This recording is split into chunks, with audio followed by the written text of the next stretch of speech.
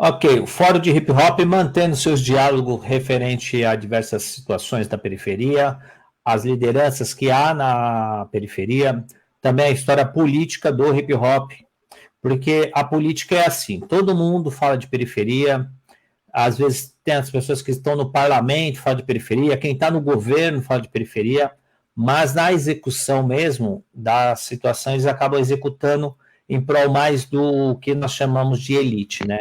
Os negócios, infelizmente, os espaços públicos viram um grande balcão de negócio, só que o direito do cidadão não acontece. E aí, às vezes, a gente se pergunta se a periferia ela tem que ser assim eternamente, para esse balcão não parar, ou nós, como população, temos que repensar algumas coisas para buscar nosso direito. Mas hoje nós vamos trocar ideia com o Isídio, que é um parceiro nosso. Ele vai contar um pouquinho da história dele, desde quando ele. Da questão da infância, do qual a importância da assistência social na vida dele, qual a importância da liderança comunitária, o que é a igreja e outras coisas que vamos conversar. Tudo bem, Isídio? Opa, Rap Pirata, meu parceiro, boa noite. Tranquilo, e você, como é que tá? Eu sempre estou na suavidade. Então, eu quero que você se apresente para as pessoas, só de apresentação, porque as perguntas eu vou fazendo para te ajudar a orientar esse diálogo, tá bom? Mas fique à Perfeito. vontade. Beleza, Se Pirata, as obrigado. pessoas, conta quem é você. Maravilha. Bom, primeiramente, boa noite a todos, em especial a comunidade do hip hop de São Paulo. Queria aqui, Pirata, me permite um pouco aqui nesse início, lhe agradecer por esse convite, dizer da minha felicidade de estar hoje, nessa noite aqui, uma noite fria de São Paulo, nesse diálogo aqui contigo, meu irmão. Então, sem palavra, obrigado, muito obrigado pelo convite, prazer enorme estar aqui. Pirata, eu sou o Egídio, morador na Zona Leste de São Paulo, São Mateus, bairro da periferia, e eu nasci e me criei aqui na Zona Leste, em São Mateus. Filho de família nordestina, que veio aqui para São Mateus, da favela da Maria Cursi, no qual moro até hoje. E meus pais me educaram na linha da honestidade, do caráter. E hoje, Pirata, eu sou militante da infância na cidade de São Paulo, dos movimentos sociais, sobretudo aí, eu como ex-conselheiro tutelar, Pirata, eu muito orgulho de ter feito parte, né, dessa grande oportunidade de dialogar com a infância da cidade de São Paulo e São Mateus. E hoje também estou, graças a Deus, Pirata, estou aqui ainda na comunidade SEBS, São Judas Tadeu, na Maria Cursi, aqui na igreja, a nossa querida SEBS. E, contudo, sou casado, tenho dois filhos, Paloma de 20 e o Igor de 15, Paloma no sexto semestre de Direito. Hoje também eu componho com muito orgulho, há bastante tempo, o mandato da assessoria da vereadora Juliana Cardoso, né? Comecei militando lá atrás, ainda há quase 20 anos atrás, com o André Diogo, né? Nosso companheiro aí que me deu essa oportunidade. Mas eu sou essa pessoa, cara. Estou aqui na comunidade há muito tempo, aqui da Maria Curso, trabalhando e ajudando que a gente pode, atuando em várias frentes sociais. É isso, meu irmão. Tamo junto. Aqui, pronto. Perfeito. Vamos pensar, já tem o fã-clube aqui, já tem o Fábio Rodrigues Jesus, Tá aqui. o grande homem, né? O cara do advogado, É ele o mesmo. cara também, o pretinho lá de São Mateus também, que está na luta. Mas vamos fazer um bate-papo aqui suave. Mas a primeira coisa que eu quero dialogar com você é... Como é a sua infância? Você disse que a sua mãe te... quem te orientou a você entrar na política, mas não a política partidária? Não vamos chegar nela ainda, mas eu quero que você entenda a política. Por que isso? Falar um pouco dessa sua infância e como você chega aí virar uma liderança comunitária na sua região. Olha, meu irmão, eu tô com 45 anos e, na verdade, Pirata, e todos que me acompanham, aliás, salve Fabinho, meu irmão, e todos que nos acompanham, obrigado, boa noite. Veja, Meu pai, Pirata, chegou aqui em São Paulo em 74, exatamente nessa comunidade que eu moro até hoje, né? Graças a Deus. Meu pai sempre militou, cara, aqui na área da moradia, pelo MDF, cara, Movimento de Defesa do Favelado, e foi Mas, uma grande calma aí. liderança, né? Egídio, eu vou me intrometer às vezes, mas para eu entender um pouquinho. Calma aí. Você está falando que seu pai vem da Bahia, Não, e não, aí de ele. Minas, De de Minas. Minas, Aí você está dizendo que ele começa a militar em prol das questões das moradias. Mas como que faz? isso. O que faz ele vir? Como que um cara que é migrante resolve? O que aconteceu no seu bairro aí? O que era que fez ele entrar nesse espaço político? Ou se ele já era, isso já faz tradição da família? Não, não, na verdade, ele veio para São Paulo em 74, e aí quando ele chegou na Maré Cursi, ele ocupou uma área aqui municipal, que é essa que eu estou falando, de onde que eu moro até hoje, porque não era uma área pública, Pirata. Então, veja, e aí tinha toda aquela questão que você sabe, da prefeitura, né, que sempre quer tirar aquelas pessoas que moram, e aí ele começou um trabalho, uma liderança com outras pessoas, moradores, justamente para que a comunidade permanecesse. Na verdade, essa área aqui é uma área que é o Fundo de Vale, né? Aqui na Mateu Bay, era a família Mateu Bay, que é uma grande fazenda que tinha aqui, e aí com isso ele começou a militar na política do território para poder garantir que as famílias que estavam aqui permanecessem. E aí começou essa luta com o seu Atanásio, que hoje também já é falecido, né? Meu pai faleceu aí há quase 25 anos também. Aliás, saudoso José Terlindo, meu pai. Então foi isso, cara, que assim começou ele militar aqui nessa comunidade há mais de 45 anos. Mas você na sua adolescência, né? Aí você, tudo bem. Acredito, porque São Mateus hoje, se a gente for para São Mateus, a gente vê tudo estruturado, mas só que se a gente levar a memória um pouquinho para trás, eu acho que a gente tinha muito matagal, era morro, etc. E a adolescência sua também acredito que era na base do pipa, era trocar ideia com os moleques e se distanciar do seu pai, porque assim, as coisas do seu pai, o que tem a ver essas paradas do meu pai? Mas qual o momento que você tem um twin que fala, não, as paradas do meu pai de defender a moradia é importante? Qual o momento que aconteceu com você? Na verdade, Pirata, eu sou filho de mais 9 irmãos, somos 10 filhos. E aí, meu irmão, eu, na minha adolescência, eu tive a felicidade, Pirata, de ser atendido pelo antigo Zen, né?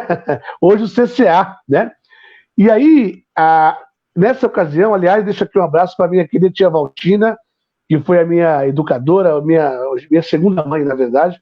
E aí eu comecei, muito, muito jovem, cara, a participar do CCA, e eu participar, Pirata, lembra que antigamente era passeata, não era ato, era passeata. Vamos numa passeata no centro em prol da saúde, em prol da moradia. E aí, cara, eu comecei a participar ali com faixas e tal, né? E foi justamente, Pirata, nessa ocasião, eu tinha aí, vamos dizer, 13, 14 anos, cara, não mais que isso, quando começa a participar desses movimentos sociais em prol de uma política pública. E meu pai, por óbvio, e aí começou a me incentivar. E aí, esse legado eu vim trazendo ele.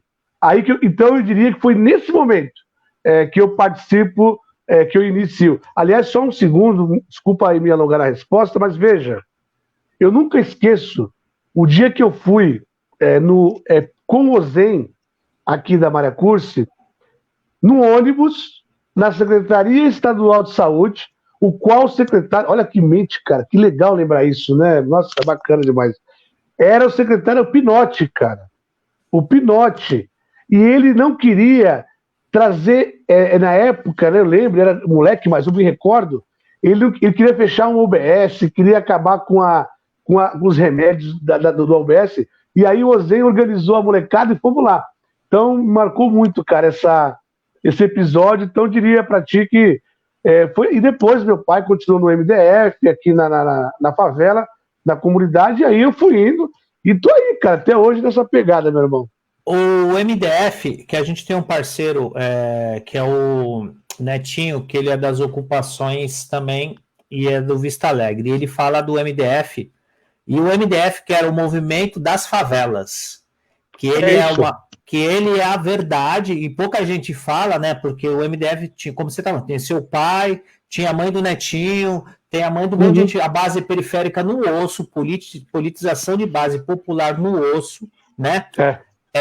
Que as pessoas acabam não aparecendo, e aí o MDF foi o segundo Netinho, as pessoas desaparecem com a estrutura do MDF, mas a Luísa Erundina, ela foi eleita por causa do movimento das favelas. Foi. E esse histórico não aparece, ou você acha que aparece? Porque o Netinho, ele fala toda hora sobre isso. E aí me fala aí como que é a relação com o seu pai, porque o movimento das favelas foi responsável pela eleição de a primeira prefeita mulher na cidade de São Paulo, a primeira prefeita mulher que da questão GLBT, a primeira prefeita mulher nordestina. Só que quem bancou esse movimento era o movimento das favelas. E é como se você participou desse histórico ou não. Olha, isso foi em 89, 90, né, Pirata? Quando a Erundina assume, pelo Partido dos Trabalhadores do PT, ela assume aí a prefeitura. Sim, você tem razão. Eu tinha aí 16 anos, né, mais ou menos, e eu me recordo. De fato, ela fez um grande trabalho, cara, na periferia, sobretudo com os mutirões. É uma marca que ficou nessa época e foi fundamental. Aliás, eu diria para ti que o legado dessa primeira gestão do PT na capital foi que mostrou para a cidade que era possível você trazer uma igualdade social para aqueles que menos eram vistos. Aliás, isso acontece até hoje, infelizmente, aí, né? Sobretudo agora nesse período que nós estamos vivendo com os fascistas no poder. Mas sim, cara, foi importante. E o MDF, importantíssimo. Ele, aliás, tem a sede até hoje lá na Vila Alpina, né?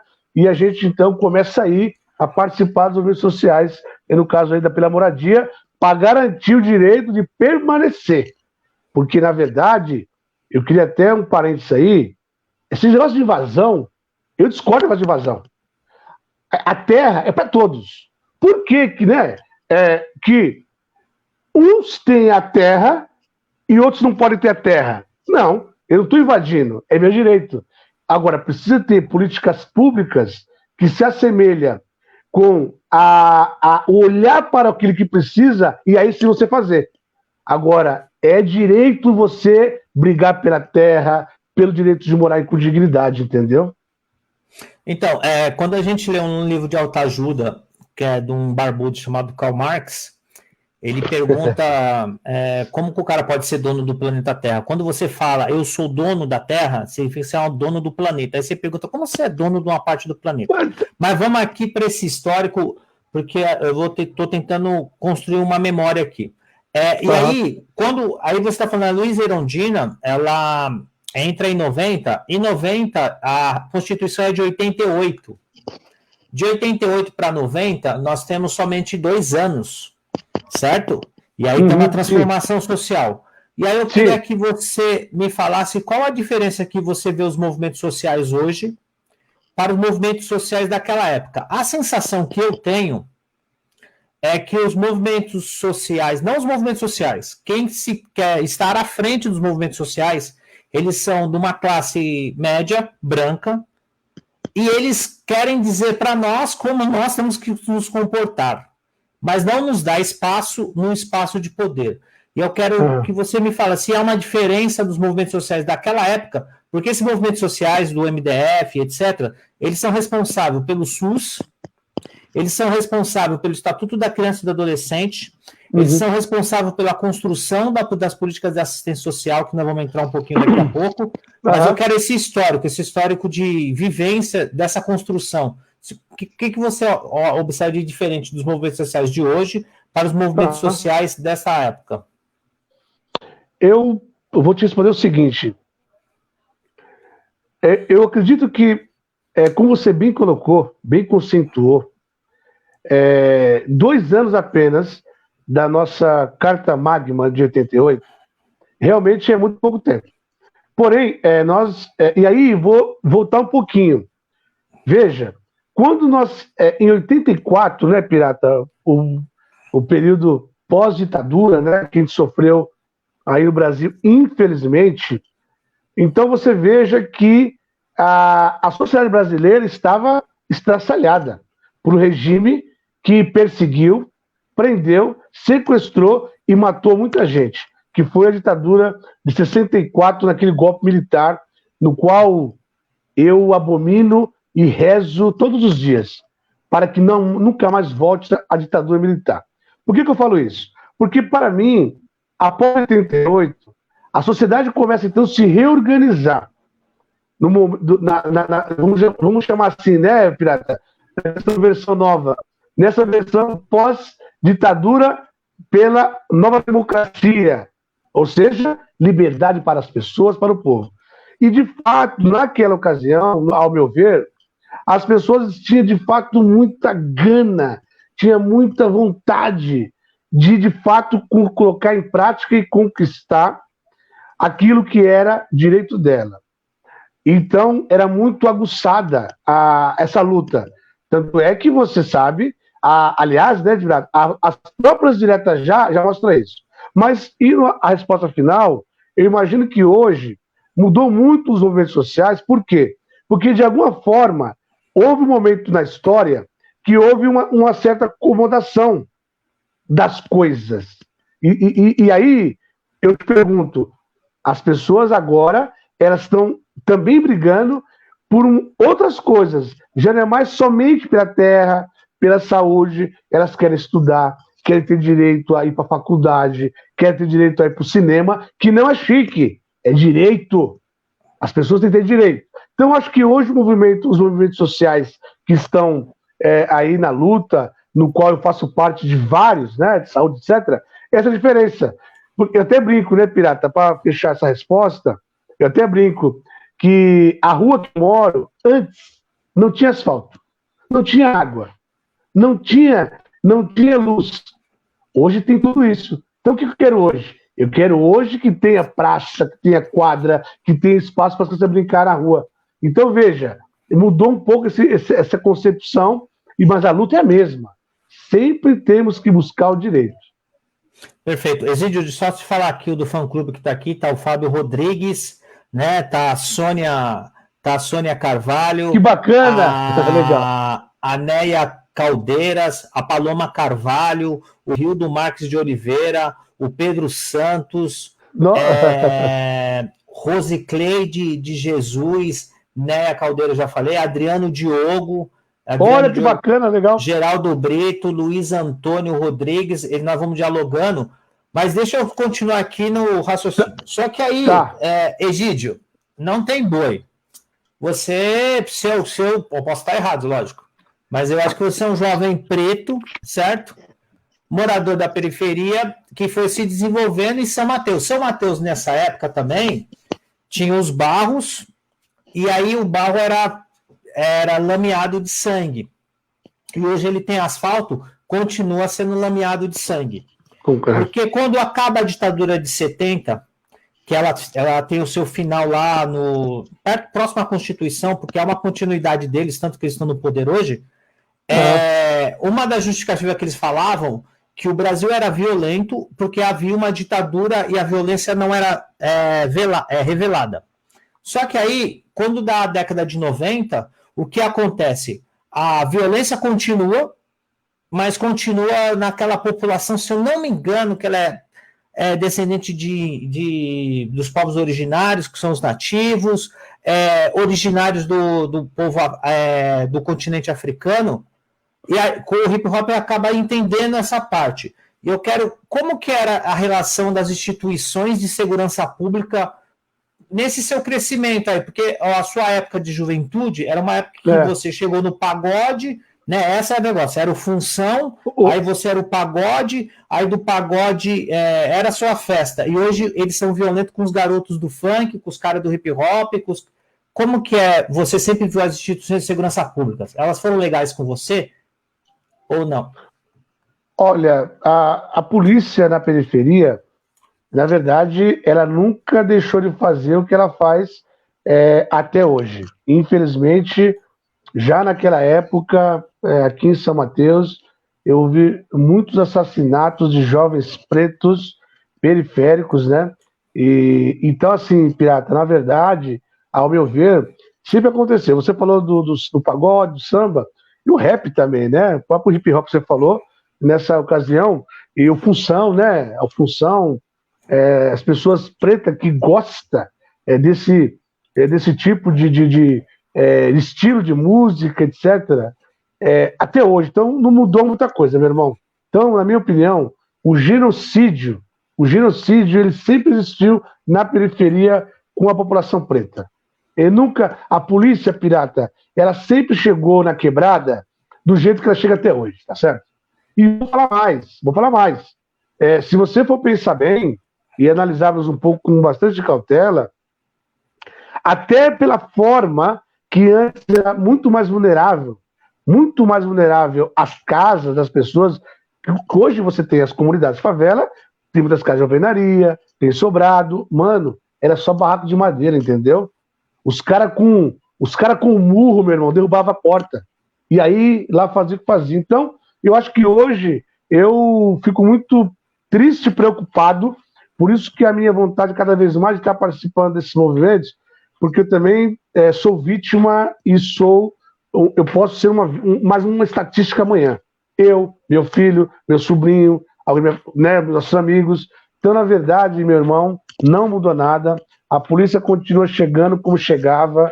Eu sou privilegiado, Pirata. Aí eu retomo para você, aí até todo dia, cara, eu agradeço a Deus pelo meu pai, que já deixou, porque aqui, graças a Deus, eu tive um pai que me educou. Eu tive uma igreja, Pirata, uma igreja que era isso séria. que eu quero chegar. Segura aí que eu vou perguntar dela. Segura ela, você vai falar dela. Mas é isso. Então, assim, cara, é muito triste e lamentável, né?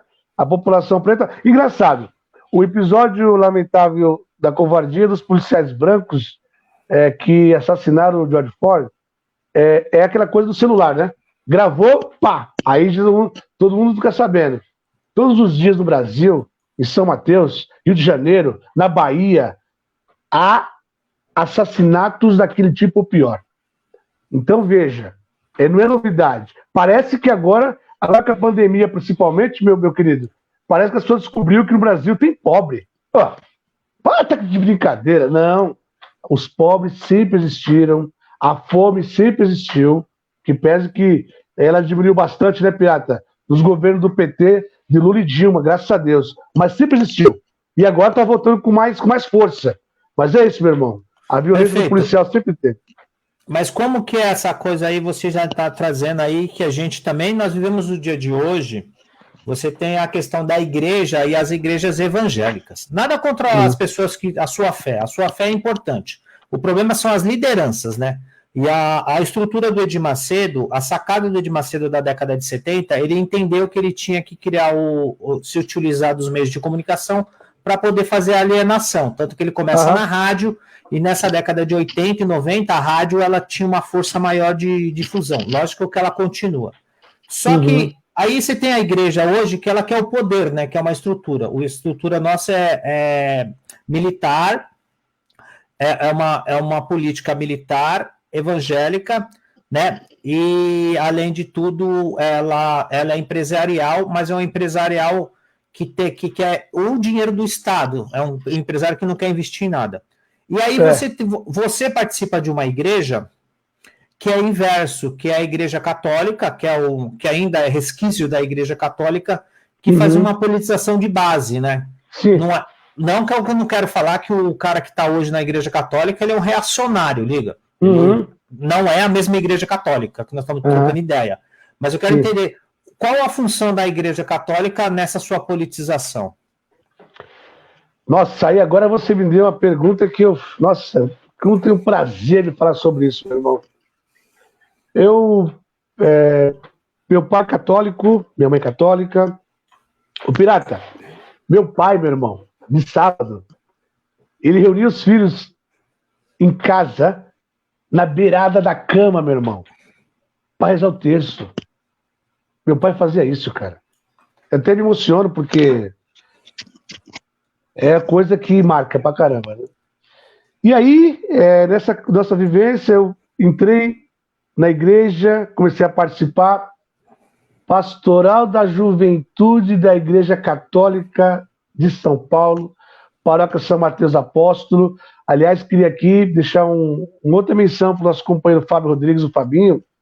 Foi ele que me convidou na época para participar do grupo de jovens pirata. Olha que legal isso, pirata. Ele que te aliciou para esse lado do crime, né?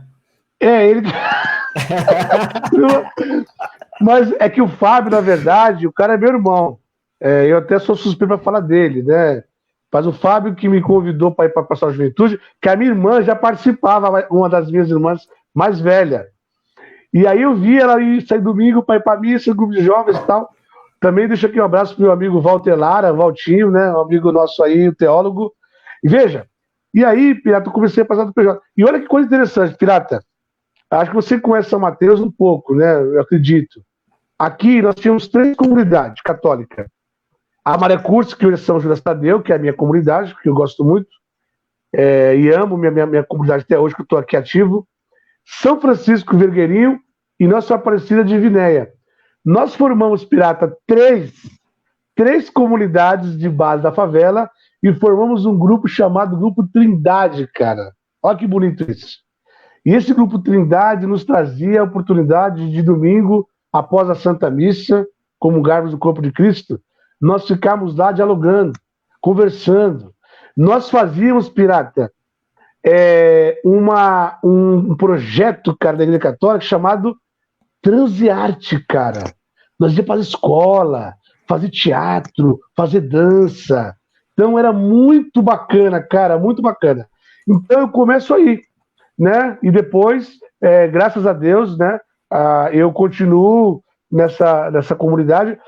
Mais para frente, eu me caso com a minha esposa Sônia, que aliás, um beijo para ela, minha Paloma está aqui me ouvindo também, minha esposa, meu filho, Paloma Igor, e nós continuamos na igreja. E aí a gente depois assume essa comunidade com muito carinho, com o meu irmão Orestes, a Silvanisa, outras pessoas aqui, e eu tô até hoje, cara, aqui na comunidade. Aliás, que você teve o prazer, eu tive o prazer de recebê-lo aqui, ano passado, aqui no projeto que você fez. Então, veja, cara, muito bacana, muito bacana. Então, foi através da Pastoral da Juventude da Igreja Católica que eu começo, de fato, a minha formação. E aí, Pirata, foi uma formação política. Por quê? Porque nós não ficávamos domingo, meu irmão, só cantando assim e louvando. Não. A gente ia para as comunidades, ia saber como é que estavam as pessoas, íamos buscar os jovens, cara, dentro da comunidade. A gente queria saber como que estavam os avós, os tios, se tinha irmãos para participar, para falar da igreja viva, porque, Pirata, a igreja viva é aquela que não importa a placa de igreja, mas é aquela que vai até as pessoas, e aí, meu irmão, abre o seu coração e fala de Deus. E esse Deus que a gente quer falar, e a gente quer muito dizer que o Deus verdadeiro, e hoje eu sou muito feliz, cara, por continuar na comunidade, na igreja, onde que eu moro, e participando. Meus filhos também, né, participaram bastante, a Paloma, o Igor, e é isso, cara, é assim que eu começo a minha vida aí política e na igreja, que estamos até hoje, né? Então, nessa época também tinha muito mais aquele cheiro de alfazema, aqueles tamborzinho da hora, né? Tinha bastante, liga. E hoje, por causa do preconceito, diminuiu muito, ao contrário. Há uma tendência da Umbanda e do Candomblé. Tanto que tem umas anomalias na religião que o cara quer, assim, candomblé vegano, essas loucuras dos classe média da universidade. Mas só que na periferia, a gente precisa ser sincero, você tinha aquela alfazema dando rolê ali, você tinha aquele cheiro de arruda, aqueles tambor. E aí você já era da Igreja Católica. E como você é novo, né? Eu tô falando da adolescência, sua juventude, como era essa sua relação aí? Como você olhava essa outra religião que ela é preta? Ou era coisa do demônio? Como que é isso? Não. Se é isso de hoje? Não, olha, Pirata, eu particularmente, você tem razão, sempre teve essa essas questões, né, também Você comeu religiosas. bastante doce de Cosme Damião, vai falar que não. Comi bastante doce Cosme Damião, pirulito, doce de abóbora, amendoim, da hora, pipoca. Ih, mano, isso é louco. Era muito bom. Olha o Geraldo aqui falando, ó, isso é Geraldo, meu amigo, teologia da alimentação, é isso, cara. Obrigado. Então, veja, Pirata, eu sempre consegui, graças a Deus, me relacionar muito bem com as pessoas. E por que eu falo isso? Eu conheço e sempre convivi com pessoas evangélicas, pessoas, óbvio, católicas, pessoas do candomblé, pessoas das religiões afro, que eu acho que tem que ter o maior respeito. Eu não vejo nenhum problema. Eu acho que o problema do ser humano é achar que o que ele faz está correto. O que o outro faz não vale nada. Não, não concordo. Eu acho que, até porque, Pirata, tem uma coisa, cara, que é a fé. A fé, ela não tem cor, meu irmão. Ela não, a fé, ela não tem, fala, marca, é uma só. Ou você acredita naquilo agora. É preciso que você, dentro da sua concepção, você faça tudo de acordo com o seu pensamento, mas pensando no outro. E outra coisa, Pirata, desculpa, é uma puta hipocrisia, cara, uma pessoa dizer, eu vou para a igreja todo domingo, todo sábado, no culto, na missa, e quando ele sai para fora, ele vê alguém lá na calçada, ou que veja uma pessoa que estava com vestimenta de outra religião, ele vira a cara. Peraí, o que ele fez então? Né? O que ele fez lá dentro que ele saiu e que esse preconceito, esse racismo de uma coisa que a própria Bíblia, ela fala o contrário, que nós temos que respeitar todas as pessoas como elas são. É isso. Então, eu sempre convivi numa boa, tranquilamente, graças a Deus, e você tem razão. Essa é uma questão muito importante, porque nós, afrodescendentes, nós negros e pretos periféricos, sabemos que a questão religiosa afro, ela é muito forte na comunidade, né? Mas eu, graças a Deus, consegui, cara, trabalhar e hoje tenho muitos amigos, conhecidos, que frequentam e têm meu respeito, com certeza. Perfeito. Aí você, com essa andança, eu estou bancando de Silvio Santos aqui, tentando contar, essa é a sua vida. Aí, e lógico que eu tô falando com você a partir das análises históricas do tempo, né? Porque a gente nunca teve esse diálogo, parece que eu te conheço há um bom. As pessoas têm que entender que não, ao contrário, nós somos parceiros de rolê, de luta, e eu estou no histórico político, né? Eu estou trazendo o histórico do tempo, é isso. É isso aí. E aí eu quero reforçar, e aí você, aí você tem seu pai, tem a Igreja Católica, e aí tem essa visão sobre a questão das instituições de segurança pública. Por que eu falo instituições de segurança pública? Porque o nosso problema é a política de segurança pública. Não é somente uma instituição, ela é racista por completo. Né? Para mim, não tinha que ter segurança pública, tinha que ter os outros direitos. Mas, vamos nesse rolê. O que eu quero te dizer? Aí você entra para ser... Aí você também fala que você passou, que era o CCA, né? Que não é CCA, que é outro. OZEI, na época era OZEI, na época. Eu sou daqueles moleques que os caras falam, eu queria estar no OZEI, liga, eu sou dessa. Sabe o cara que sempre queria alguma coisa e nunca deixava? Nunca entrava no Senai, nunca entrava no. Para mim, as pessoas que iam para esse lugar estavam tudo da hora, eu era aquele que não conseguia. Mas, independente disso, o que eu quero te dizer, e aí vem lá o seu primeiro momento que você vira conselheiro tutelar. E aí, ser conselheiro tutelar é defender o Estatuto da Criança e do Adolescente. Uma da política que o Collor colocou, que foi ele que assinou o papel final lá, e é uma política que nunca foi efetivada. Porque no Estatuto da Criança e do Adolescente, tem uma parte do histórico dela que o poder público ele é responsável, e se ele não cumpre essa responsabilidade, os caras vão em cana. As pessoas nem trocam ideia nisso. E a mídia colocou o Estatuto da Criança e do Adolescente na questão só dos adolescentes em desenvolvimento em conflito com a lei. Né? E aí parece que o Estatuto defende isso. Não, mas o Estatuto, ao contrário, ele defende desde a criança... Primeiro ele defende a mãe, depois que ele defender a mãe, ele defende a criança, depois ele defende o adolescente, e aí na sua pré-juventude, vamos chamar assim. E aí eu quero Qual é a diferença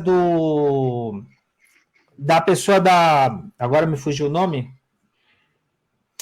Agora ferrou, hein? Do Conselho Tutelar, do Conselho Tutelar de ontem e o de hoje. Porque o Conselho Tutelar de hoje, eles são importantes, mas eu não sei como que está a diferença. Só sei que tem hoje a garantia de salário. E eu acho que lá atrás não tinha, né?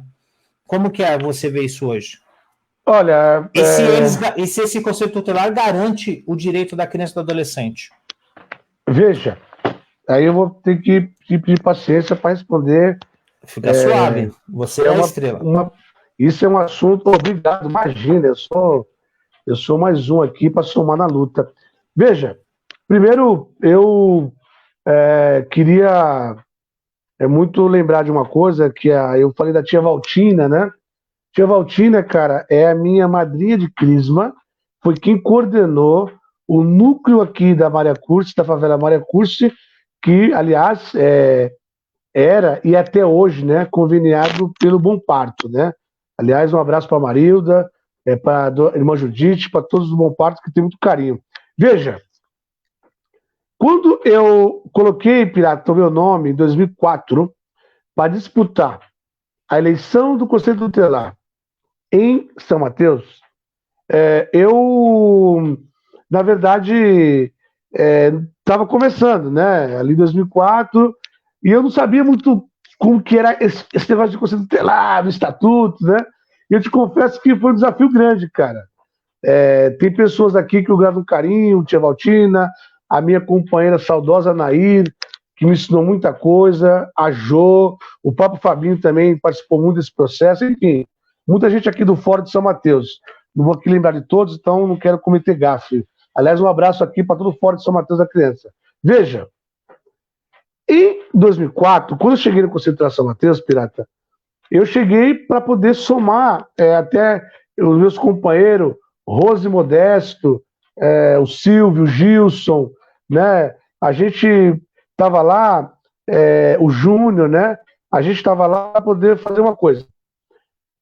Pegar as crianças e adolescentes e as famílias que chegavam no conselho com o direito violado e mostrar para a família e para o poder público que elas eram sujeito de direito.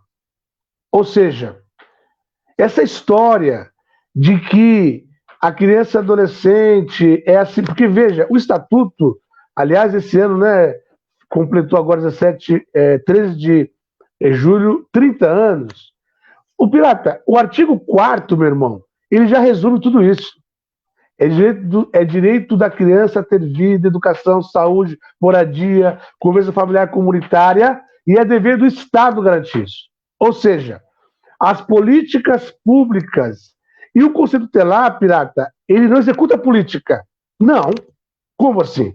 O Conselho Tutelar, ele recebe aquela situação de violência, né, violação de direito, e ele vai entender para que a criança, adolescente e a sua família tenham os direitos garantidos por política pública. Infelizmente, Pirata, eu queria até te dar um exemplo aí, e para todos que nos acompanham nessa belíssima live. Ô, Pirata, o estatuto, ele é de 90, que você falou bem. O Collor de Mello, meu irmão, Collor de Mello, que foi empichado merecidamente, Collor de Mello, ele só assinou. A conquista do Estatuto da Criança e Adolescente foi uma luta de muitas mãos, da Igreja Católica de São Paulo e do Brasil, dos movimentos sociais de moradia, de habitação, de saúde. Foi uma luta da Igreja Católica. Dom Luciano, ao qual eu rendo minhas homenagens saudoso, aqui da região Belém, dizia, abre aspas, se você acender a luz na vida de uma criança, essa criança será a luz da sua vida, fecha aspas. Então veja, foi a luta do povo que conseguiu o Estatuto da Criança e Adolescente, que foi aprovado. Infelizmente, não saiu do papel até hoje, após 30 anos. Agora, você falou aí na sua colocação, o Conselho Tutelar antigamente e o de hoje. Ô, Pirata, tem a dona Irene aqui, uma companheira minha irmã, minha mãe também, né? Dona Irene, aliás, também um abraço para ela. Dona Irene foi a conselheira tutelar mais votada do São Paulo, cara. em 2000, a mais votada. E a Dona Irene, cara, está hoje com seus quase 80 anos, ela dizia para mim assim, Egídio, quando comecei, não tinha salário. Nós éramos quase voluntários. E aí, vocês hoje que conseguiram ser eleitos, e aí precisa reconhecer... Só uma parte, o Nando Comunista fez parte desse primeiro aí. Ah, Da é? cidade de Tiradentes. Oh, que Ele nunca bacana, recebeu. cara. O Nando é um dos Então, caras. aqui, cara, quem foi os meus conselheiros foi a dona Irene, a dona Geralda, o Dei Flareston, que hoje, nosso companheiro que está aí no Samaritanos, que é aqui de São Mateus, a Josélia, um outro companheiro nosso, cara, que até faleceu lá na Jacopêssego, em acidente, infelizmente. Então, muitas pessoas. Então, veja, Pirata, o que eu penso? Eu acho que antigamente, acho não, tenho certeza, que antes, os conselhos tutelares, quando começou, porque o conselho tutelar, gente, ouçam-me, ele é o guardião da lei. O guardião da lei. É ele é o responsável, está lá no artigo 38 das atribuições, que vai dizer o papel do conselho tutelar. O conselho tutelar não executa a lei. Ele tem que fazer a parte que é dele. Ele tem que cobrar a saúde, a assistência, a educação, que garanta para aquela criança o direito à vida. E você colocou bem, o Estatuto é uma lei tão importante, cara, tão importante, que às vezes eu fico triste, Pirata, porque fora do Brasil, a lei é reconhecida, cara. Aqui, eu ouço muito filho de burguês e muitos desinformados, infelizmente, dizer que essa lei é para defender bandidinho e nóia. Não entendem que a lei é para garantir direito. Ah, não, essa lei só protege. Essa lei não é verdade isso. Quem pensa isso, eu peço para ir no Estatuto e leia o Estatuto da Criança e do Adolescente, que tem 260 artigos. Leiam para saber. Não pode, como que pode um conselheiro se candidatar pelo salário? Não, tá errado. O Conselho Tutelar é uma missão, cara. É uma missão maravilhosa. Por quê? Eu fiquei, Pirata, 6 anos. 2 mandatos que antes, você lembra disso, era de 3 anos. Após a unificação, lembra? Do governo federal em 2010, da presidenta Dilma, unificou a eleição no país e mudou o mandato para 4 anos. Pirata, nesses 6 anos, cara, eu vi cada coisa, meu irmão. Porque quando você fala criança que foi espancada, criança que foi abandonada, você pensa, poxa vida, alguém tem coragem de fazer isso? Tem. Só que é o seguinte, pior do que uma mãe, na minha opinião, fazer isso, é o Estado negar para aquela criança, Pirata, uma casa digna, uma oportunidade de ter esporte, lazer e cultura. Sabe por quê? Eu sou defensor da política pública básica, educação de qualidade, esporte, lazer e cultura, porque, Pirata, quando eu era, já vou encerrar a minha fala nesse bloco, essa sua pergunta, essa colocação, quando eu era conselheiro, cara, tutelar, eu ia para a escola para conversar sobre o estatuto, com professores, diretores, pais e alunos, e eu falava, uma criança, ela não nasce na vida errada, nem um adolescente. Infelizmente, as condições que a sociedade e o Estado garante, permite a ela, que é culpada. Por quê? E eu fazia a pergunta assim, Pirata, abre aspas. Você pegar uma criança de 10 anos e perguntar a ela, aí eu sempre falo do Joãozinho, né? Joãozinho é um personagem aí. Você quer uma bola ou você quer ficar na biqueira? Fecha aspas. Sabe a resposta qual que é? Ele quer a bola. Ele quer a bola, o Joãozinho, 10 anos. Então, se o Estado não garantir política pública básica, aí não tem condições. Então, é muito fácil, Pirata, agora para fechar mesmo, você me conhece, sabe que eu me empolgo, né? É muito fácil você ser a pedra.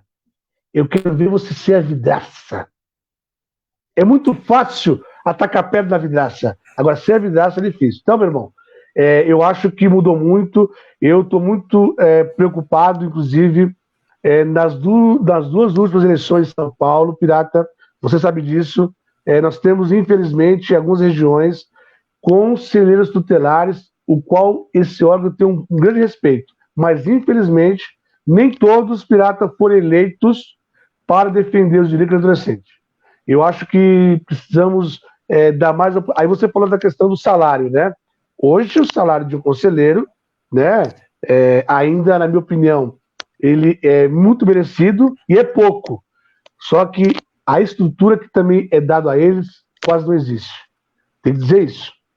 O pirata tem conselho tutelar que não tem nem um fogão para esquentar a sua comida. Não tem uma impressora. Não tem carro. Hoje os conselhos tutelares são os guerreiros, cara, porque não tem. Por quê? O município de São Paulo não garante isso. E isso não é só aqui, é em todo o Brasil. Então, oxalá o dia que a gente tiver de... Aí sim, ter formação, capacitação, para que se candidate os conselheiros que de fato querem defender o estatuto. Não está lá porque quer ir, né? Exídio, você está em uns lugares aí que eu sou crítico sempre porque a gente precisa desconstruir algumas coisas da sociedade. Tem essa coisa da tal da formação. E aí, só para reforçar, a base das políticas públicas que há hoje no país, as importantes populares, as pessoas eram de movimentos sociais, eram pessoas que não estavam na universidade, que não estavam não sei o que lá. E aí, formação do quê, mano? Tem que ter formação de vida, tem que entender a causa, né? E aí, outra coisa, da questão do Estatuto da Criança e do Adolescente, as pessoas, o Brasil não tem prisão perpétua, mas tem um garoto, né, que está em perpétua, que é que todo mundo traz ele, e ele fez hoje um cara ser presidente. As pessoas não podem esquecer que me fugiu o nome dele agora, hein? Que todo mundo fala que está preso ainda, que é o garoto lá que foi influenciado por dois adultos, os adultos saíram, e ele está lá ainda. Está preso ainda, fala que ele é perigo para a sociedade. E o presidente da República fala o nome dele. Agora me fugiu o nome dessa pessoa. Mas não tem perpétua. E esse garoto foi com 16 anos. Não estou justificando o crime dele. Mas é o seguinte, a instituição de segurança pública, ela, com o coronavírus, ela já matou mais de 100 pessoas. Esse garoto matou uma pessoa. Uma coisa não justifica a outra, mas quem pode? Né? E isso fez um presidente. Agora, outra coisa que nós estamos num lugar aí que é importante é a essência da coisa, né? Que é a garantia da criança e do adolescente. Porque às vezes também o que acontece, muita gente começa a fazer o debate e esquece e começa a fazer um debate institucional, né? Eu tenho que ganhar meu salário, eu não estou de desacordo disso, mas isso não pode ser o foco. E aí a pessoa começa a ir. E quem entra para ser conselheiro tutelar? Gente que queria ser polícia, gente que acha que Deus vai salvar, é só colocar, não, esse garoto aí, como se não tivesse o capitalismo, né? Mas eu vou. E a gente só está dialogando. Eu quero trazer outro lugar agora, e aí você vai para a instituição, aí você, como se for de vidraça, aí agora você está dentro da instituição maior, que é uma parte do Estado, o legislativo, né? Eu acho que o legislativo ele não tem que resolver nada, e aí tem um problema que quando as pessoas estão no legislativo, ela acha que ela é movimento. Aí quando ela acha que ela é movimento, ela não deixa o movimento acontecer. Ou você acha que não é isso? Que quem está dentro do legislativo continua sendo movimento? Essa colocação é importante. Vamos lá. Meu amigo, é o seguinte. Sim, eu estou, como você sabe, hoje não, né? Eu falei no começo da minha apresentação, estou na Câmara de São Paulo, na assessoria, nossa companheira guerreira, vereador Juliano Cardoso, do PT. Veja, quando uma pessoa ela se coloca para a disputa de uma vaga no pleito para o legislativo, primeiro que eu tenho comigo uma concepção, pirata, que ninguém se indica. Não. Reconhecidamente, as pessoas que trabalham, é o Raimundo Bonfim aí, ó. Obrigado, Raimundo, Suzy, Geraldo. O Geraldo me trouxe perdoa-me, o nome é o do Champinha, isso. O Champinha. O Champinha. O Champinha, sim. Já está com 30 anos, está preso ainda e ele garante eleições. E aí, o pior, só trazem ele como a pessoa mais violenta. Então, significa que a juventude não é tão violenta como falam, né? Os adolescentes. Não. Porque se só falam do Champinha, né? Mas vamos continuar aí, desculpa. Não, legal, você lembrou. Não, aí perfeito, eu também sei a história do Champinha. Na verdade, ele virou como é que fala, Pirata? Para a extrema-direita e a elite que massacra os mais pobres, ele virou um símbolo da desgraça, né? É como se ele representasse tudo que é ruim. É como que se, como é que fala? O jovem é aquilo, meu Deus, nunca se deu oportunidade, né? Veja, então voltando, cara, a colocação que você disse aí, do parlamento, é o seguinte. Primeiro que eu acredito numa questão. Um gabinete de um parlamentar, seja na Câmara, Municipal, Federal, no Senado, ele deve ser, Pirata, e todos que me ouvem, um instrumento da luta. Eu não acho que e aí eu estou plagiando o meu companheiro e irmão Fábio Rodrigues, viu? Ele fala muito sobre isso. Aliás, para mim é meu mestre. Vejam, e eu concordo com o Fábio, por quê? Porque uma que você está representando uma sociedade. Aquelas pessoas que votaram no parlamentar, elas votaram porque viu a sua proposta, que ela vai de encontro com o que você pensa. Qualquer que seja, saúde, educação, moradia, cultura, esporte e tal. Então, eu não acredito, de verdade, que um parlamentar que ele se elege e ele faz daquele gabinete um espaço individual, ele está, de fato, em consonância com aqueles que votaram nele. Porque não pode ser assim. Na verdade, eu até brinco às vezes, ele só emprestou o nome dele para poder estar lá no parlamento para brigar por aqueles que precisam. Sabe por quê? Porque aqueles que precisam, meu irmão, não pode estar lá.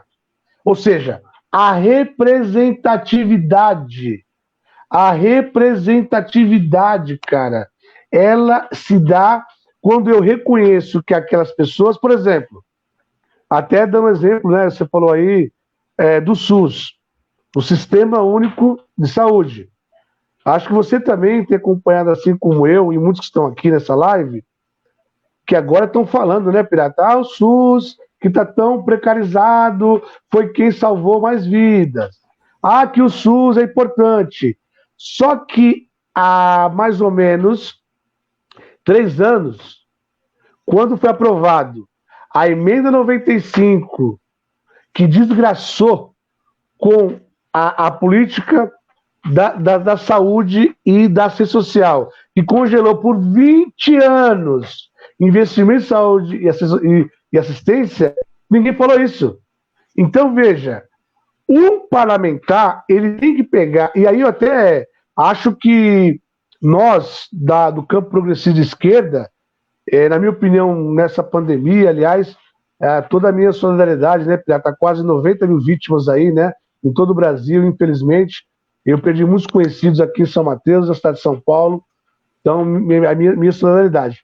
Veja, ô Pirata, como que pode você tirar recurso de saúde? Agora, o parlamentar, ele tem que fazer o quê? Ir para a Câmara e brigar por aqueles que não estão lá. Eu sei que você, que é uma pessoa que sempre acompanha pela cultura e os orçamentos, aliás, né, Pirata, um tema esse que a gente discute muito pouco, né? Porque sem recurso não há política pública. Isso precisa falar para a população, que aí é encontro psicológico.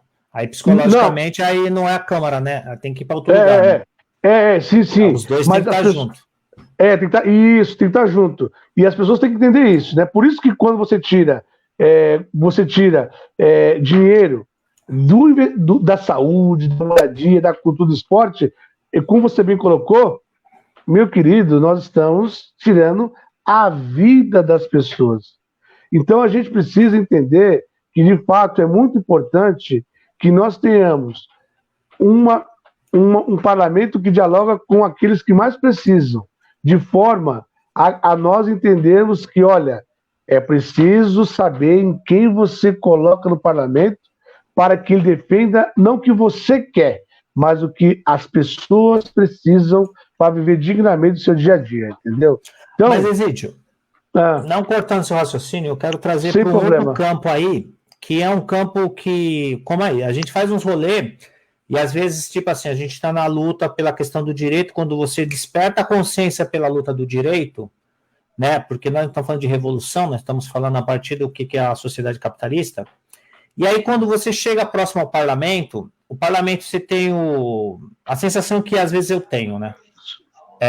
Às vezes você tem políticos que até são interessantes em todas as esferas, eu acho que, porque tem uns desafios aí, eu já vi alguns vereadores batendo de frente com o sistema financeiro, tem várias, que é interessante, só que os seus assessores não, seus assessores são despolitizados, e aí seus assessores, eles fazem um trabalho que é ruim, que eles entram nos movimentos sociais como se fossem movimentos sociais, mas estão querendo garantir os empregos deles. Só que na hora da luta vai indo, aí quando a luta fica séria, eles são os primeiros a tentar construir os movimentos, personifica a situação, e aí os movimentos não avançam. E aí tem uma acusação do Partido dos Trabalhadores, que era uma crítica que as pessoas tinham lá atrás, que é isso, que o Partido dos Trabalhadores não deixou os movimentos acontecerem. Só que aí, você próximo ao parlamento, você percebe essa movimentação. O cara quer ser militante, aí você fala, não, você é instrumento, você não é militante. Para você ser militante, você tem que estar aqui nesse lugar, nesse momento. Aí, quando você está lá, você facilita. Porque você tem que ser, porque vira o mediador. E aí eu estou muito nessa linha sobre esse mediador, que na verdade não é mediador, ele quer tomar o espaço, porque eu não sei se é salário, aí você que está dentro do sistema... O que acontece aí? Porque essas relações do próprio bastidores da política, que pouca gente entende. Olha, Pirata, eu acho que é assim. Veja, eu acho que quando um parlamentar eleito, ele ganha uma eleição, ele precisa compor o seu, né, o seu grupo de trabalho. Eu brinco que é a sua tropa de batalha que vai te ajudar a cada vez mais melhorar a vida das pessoas. Então, você tem lá um grupo de pessoas que você confia e você traz para você.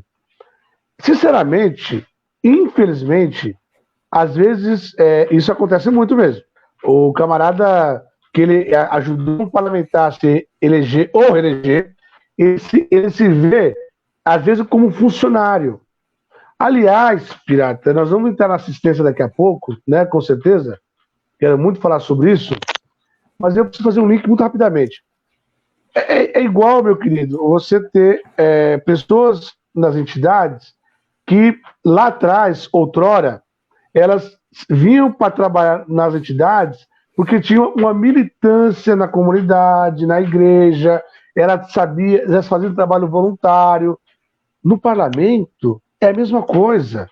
Se você leva para o parlamento pessoas que só querem o salário, meu querido, aquele camarada não vai atender a demanda, ele vai achar que aquele caso merece atenção, o outro não merece. Só que aí é papel do próprio parlamentar, porque veja, quem foi ele ou foi ela. Estar atento a essas questões, porque você tem razão. O que é ser um militante? Militante é você militar numa causa que é coletiva. Até porque luta individual eu faço na minha casa, com a minha família. Né? Meu filho quer assistir um desenho, quer assistir o futebol, aí eu faço em casa individual. Na rua, não. Nós temos que ter visão coletiva e social. Quando eu saio para poder representar um gabinete, um mandato, eu tenho que saber, meu irmão, que aquela minha fala tem que ser a fala do parlamentar, que é o que? Ajudar, entender, encaminhar as coisas. Ô, Pirata, não dá, né, Pirata? Para as pessoas, elas cada vez mais olhar para o seu umbigo, meu irmão. Não dá. E uma coisa que eu fico muito chateado, eu já vi muita coisa, né? Aí nesses meus 20 anos aí, na política partidária. Para você ver, hoje eu estou também, né, aí dirigente do Partido dos Trabalhadores de São Mateus. Aliás, Um abraço grande aí para todos os executivos do PT de São Mateus. Veja, o que eu falo aqui? Nós não podemos fazer a mesma coisa. Temos que fazer diferente. Porque se eu fizer a mesma coisa que fazia há 20 anos, qual que é a mudança, Pirata? Nenhuma. Então, existe assessor... Aliás, às vezes você conhece o parlamentar pela assessoria. Porque é o seguinte, às vezes Egidio, por exemplo, eu estou com a demanda assim assado, eu posso falar com você? Ah, não, eu vou ter que falar com... Não. É você que é assessor. É meu papel, hoje no meu caso, falar, no caso com a Juliana, e falar, olha, está assim a situação da comunidade tal demanda. Os caras têm assessor que esconde a demanda, acha que não é importante. Agora, é um conjunto de coisas para um objetivo, atender a comunidade. Isso que eu acredito. Fora isso, meu irmão, não precisa de parlamento, não precisa de parlamentar. Enquanto as pessoas não entenderem que a representatividade pública ela é para todos, infelizmente, nós vamos demorar mais 100 anos para poder diminuir a desigualdade. Então, eu acho que é muito importante, cara, a gente entender isso e cada um, como é que é, Pirata? No seu quadrado, né? A gente trazer para o nosso lado as pessoas que acreditam no social, entendeu?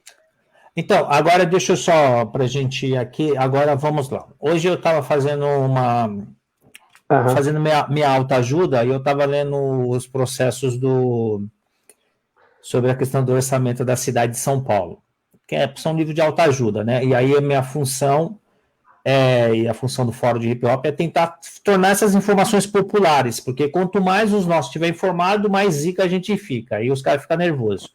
Mas aí você analisando o orçamento, porque é isso, hoje você tem uma desculpa do Covid-19, aí você fala, putz, a cidade de São Paulo deve ter gastado uma grana com assistência social, uma grana com a saúde, né?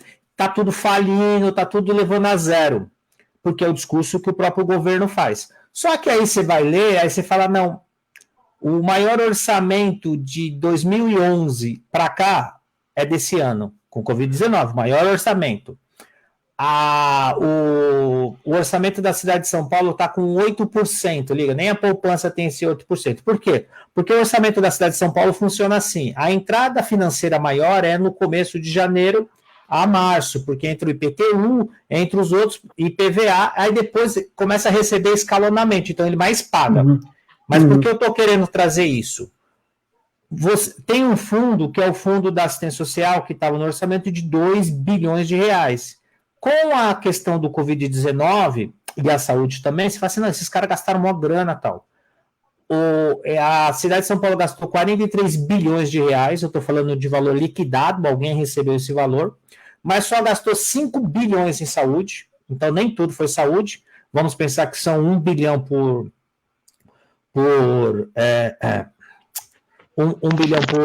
mês, só que tem um problema também, ninguém sabe onde foi esses gastos, porque os gastos não aparecem. Já na assistência social, há uma diminuição de gasto. E aí você fala, opa, e aí eu quero que você fale sobre a assistência social agora, que a gente vai entrar. A assistência social ela é completa, a sua política, mas as pessoas entendem ela como assistencialista. E aí você tem a população de rua que está alta, se tem o Covid-19, o pessoal da população de rua tem ele, e se tem o seu Robson, que é referência. Sim. Como você vê a ação do Estado nesse momento e a assistência social? O Estado que eu falo, a Prefeitura de São Paulo. Eu quero começar te falando sobre isso.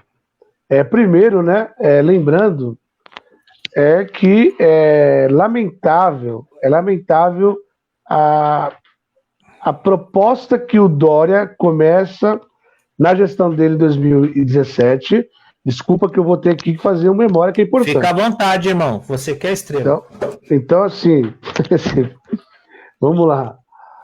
Aí, o Pirata, começa uma gestão na cidade de São Paulo com o senhor ex-prefeito Fujão, João Dória Júnior, do PSDB, que fica 1 ano e meio na prefeitura, e ele sai candidato para ir para governador.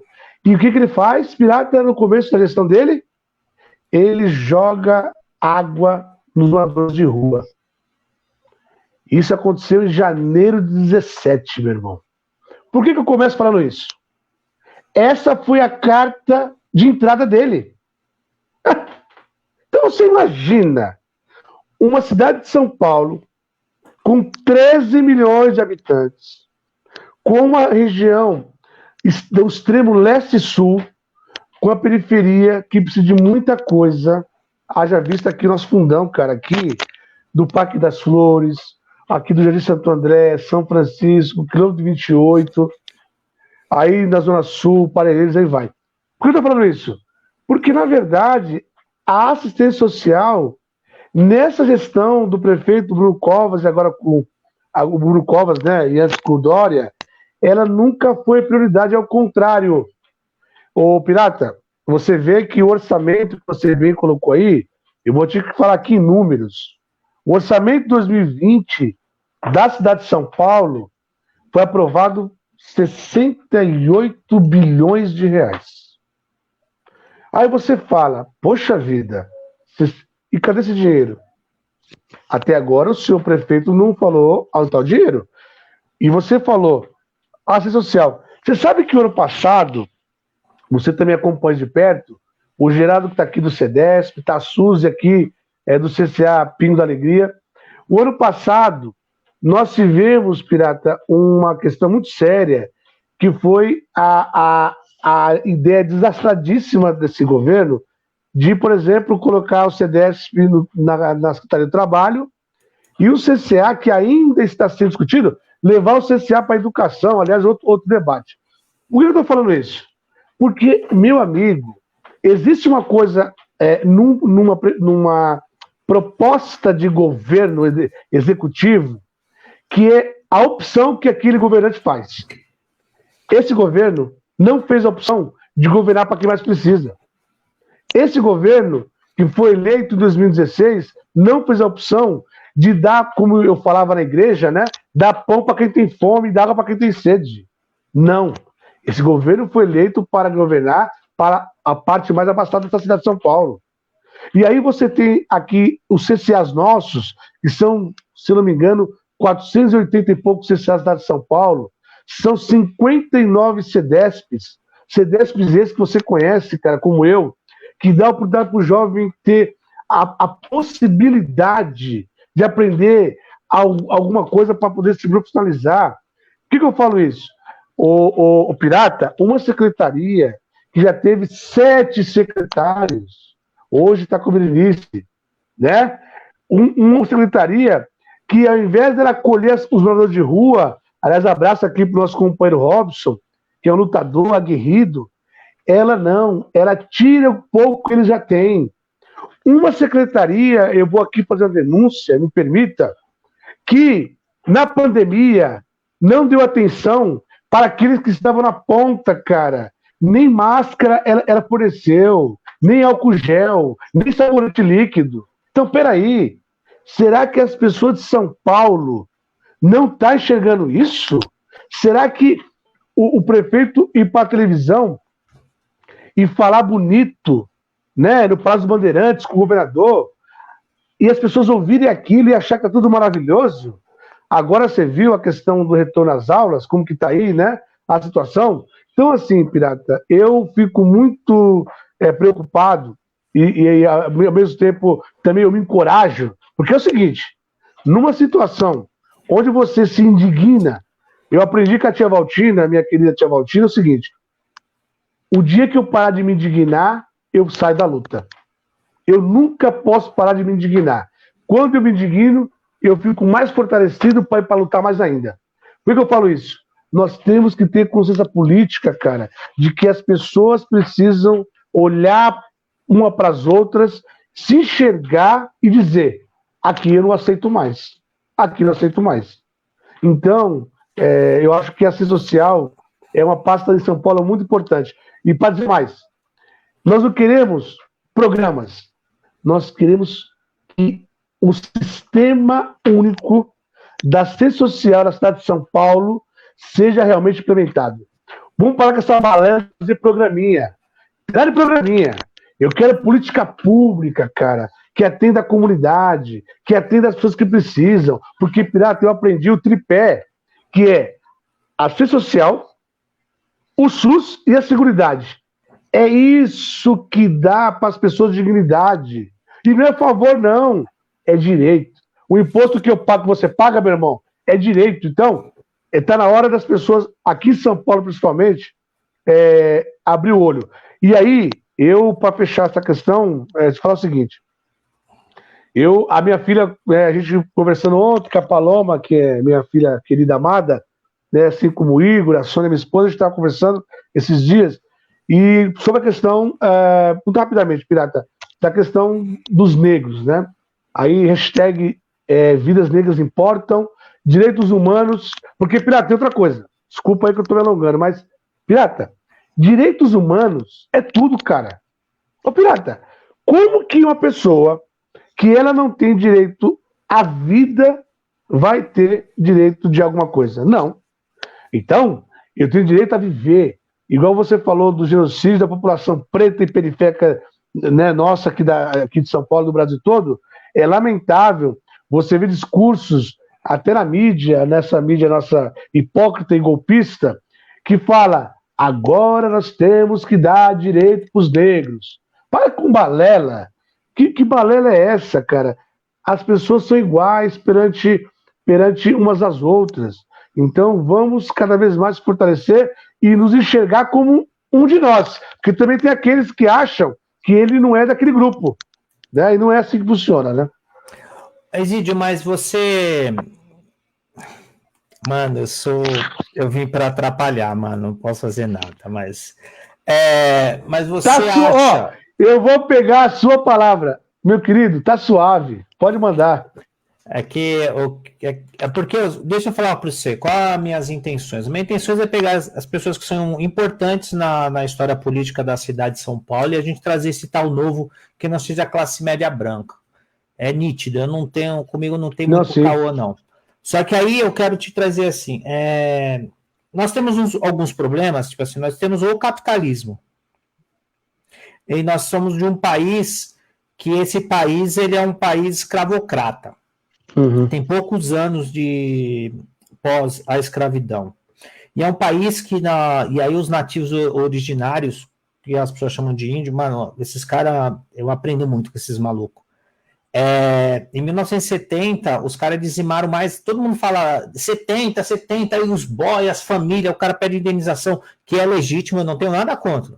Liga, nada contra, é legítimo, mas quero saber quem vai indenizar os pretos que morreram, quem vai indenizar os indígenas. Porque a ditadura militar foi mais pesado com os povos indígenas. Né? E os povos indígenas, a gente quer ensinar eles, sendo que eles estão para ensinar. Mas não é isso que eu quero te falar.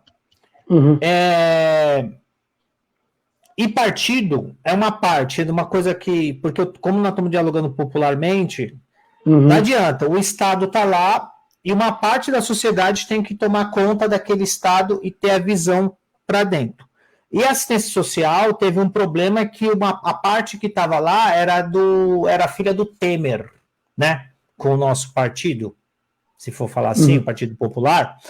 E o SUAS é um problema, ele não foi efetivado, né? E a gente paga esse preço de não efetivação. Mas eu quero dessa linha que você falou sobre a vidas pretas. Você acha que os caras vão deixar ou a gente tem que tomar? O quê? Esse lugar aí. Porque você... Do espaço? Porque vamos pensar, a política de cotas... Quando as pessoas discutiam, que me doía a cabeça, que o cara pegava um livro de literatura para discutir cotas. Eu falava assim, não, mano, vai ler a lei, vamos debater como gente grande. Eu não quero literatura não fala de cotas. O que fala de cotas é a lei. E aí ela teve um revés desse governo, até que é o exemplo, porque começaram a ocupar alguns espaços. E os caras, não, volta para o teu lugar. E aí você acha que essa coisa portuguesa, gente boa, os opressores portugueses, ou a gente vai ter que tomar esse lugar? Ah, pirata, eu aprendi com um amigo meu, nada vem de graça. Nada vem de graça, as coisas não são te oferecidas de forma à la vontade. Não, não, não, não. Eu acho que sim, eu acho que nós não vamos receber de graça, não. Nós vamos ter que exigir o nosso espaço, vamos ter que cobrar, sim, o direito de estarmos lá e fazer o que qualquer um pode fazer. Então, assim, você falou dos indígenas, né? Aliás, né, cara, a gente fala muito dos negros, né? Mas é verdade, os indígenas aqui nesse país também foram banidos de forma muito covarde, né? Muito covarde. E eu acho que sim, pirata, acho que nós vamos ter que tomar. Eu acho, mas aí, quando eu falo, tomar, quer dizer, vou tentar explicar aqui. Eu me colocar para ir ao encontro daquela possibilidade e me colocar como igual. Não é que eu vou tomar na porrada, não é isso que eu estou falando, não. É lógico que vai ter um momento, na minha opinião, que, aliás, eu aprendi com um amigo nosso aí, o Fabinho conhece bem, o nosso amigo o Luiz, o Walter, né, Luiz Lara, que as pessoas, elas têm momentos na vida que há momentos de você recuar e de avançar. Eu acho que para nós negros, sobretudo a periferia, nós vamos ocupar o nosso espaço quando a gente se colocar. Aliás, pirata, esse ano eu comecei o ano dizendo assim: é preciso ocupar para transformar. O que eu quero dizer com isso? Eu quero dizer que se eu não estiver à disposição daquele movimento, daquela luta, daquela militância, outros vão ocupar. Então eu preciso estar sempre. Olha aqui a palavra, minha filha, ó. Hashtag cotas não é esmola. Pessoal aqui tá da Almícia, da Comunidade São Judas, a minha esposa já falou aqui, bacana. Então veja, eu acho, pirata, que a gente precisa, sim, cara, se colocar. De graça não vai vir. Eu acho que nós, aliás, eu até acho que às vezes tem muitas pessoas que ficam só esperando, não adianta, cara, não. Olha, pirata, nada vai ser dado para nós se a gente não se colocar como igual para a disputa de um espaço no parlamento, no executivo, em qualquer lugar. Então, nós vamos tomar, mas se colocando à disposição, e não somente com discurso vazio. Tem que se colocar, entendeu? Então, a gente já está indo para o fim, mas eu preciso continuar nesse tomar aí. Não, mas estamos. Mas tá bom, vamos continuar. Mas assim, vamos trocar ideia sobre esse tomar. Porque qual é o problema nosso? Os portugueses, eles são os piores opressores que existiu na história. Porque ele é um opressor que ele é o seguinte, ele tem a escravidão, aí ele cola do lado da pessoa que está escravizada, ele abraça a pessoa, né? Então, ele traz uma confusão, e nós temos essa confusão no cérebro, a gente acha que o opressor é da hora. Já se os opressores ingleses, espanhóis, eles já não. Você fica aí no seu lado aí e não me misturo. Então, é mais fácil você bater de frente. Então, por isso que na América Latina, se a gente entender da América Latina, só um instante aqui que... Não, fica à vontade. Fica à vontade, relaxa, é assim mesmo. Ao vivo é assim, pirata. Estamos tranquilos, tá, que bom, né? Muita gente aqui nos acompanhando, né? Abraço a todos aí que estão nos acompanhando, muito bom. Desculpa aí que eu pensei que era uma coisa urgente aqui. Mas não, relaxa. Mas deixa eu voltar. Aí os opressores, então na América Latina você tem o povo tomou conta e expulsou os opressores. No Brasil também tem muita revolta, mas ele é um opressor difícil, né? Ele é carinhoso. E aí, quando a gente fala do tomar, a gente vai muito na linha de... As pessoas têm o medo de... Não, eu não quero ser radical. E aí, o tomar que eu quero dizer é... Quando eles querem... Quando a gente está mais sério, eles vêm com bomba e gás lacrimogêneo. Não adianta eu ir com livro. E aí eu acho que o tomar é fazer uma análise dessa. O governo do Partido dos Trabalhadores, durante um período que ele esteve lá, ele colocou 1 milhão de pessoas dentro do ProUni. A gente precisa pegar essas informações técnicas da Hamilton Santos e criar uma estratégia para ocupar esse espaço. A gente precisa participar do espaço político mais sério. A gente não pode achar que só existe a classe intelectual branca, classe média. Uhum.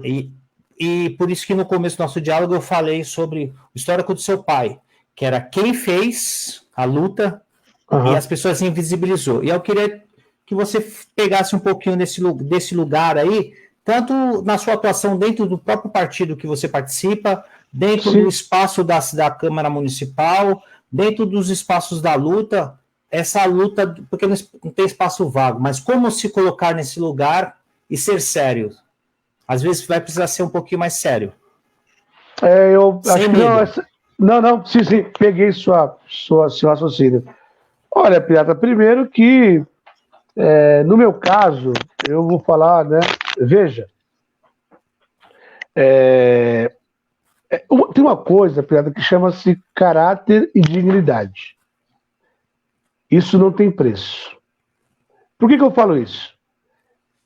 Fazendo um link com a sua fala inicial dessa belíssima live, aliás, te agradeço de novo pela oportunidade. Quando eu disse do meu pai, foi nessa linha que você disse. Meu pai me passou coisas, conduta sérias e responsáveis, no qual eu carrego até hoje.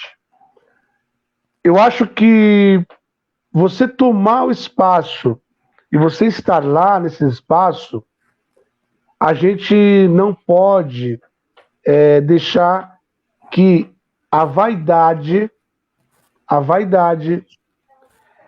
a ganância,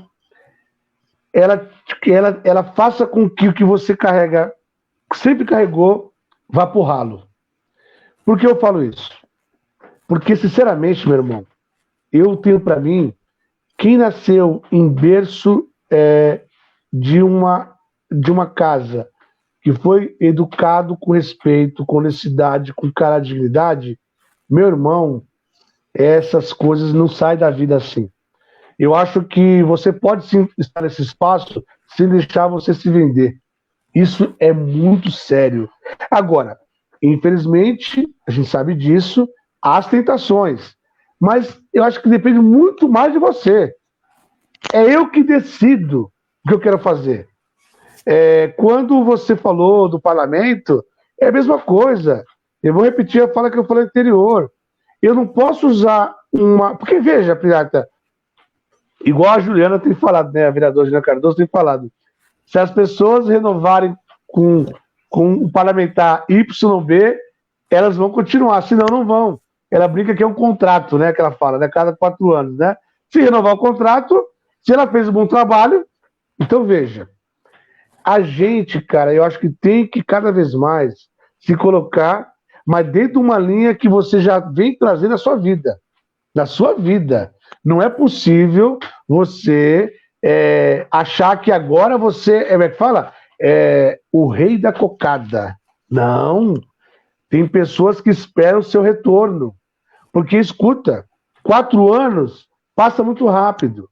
Então, eu acho que sim, dá para você ocupar os espaços, tomar, você usa essa palavra, né?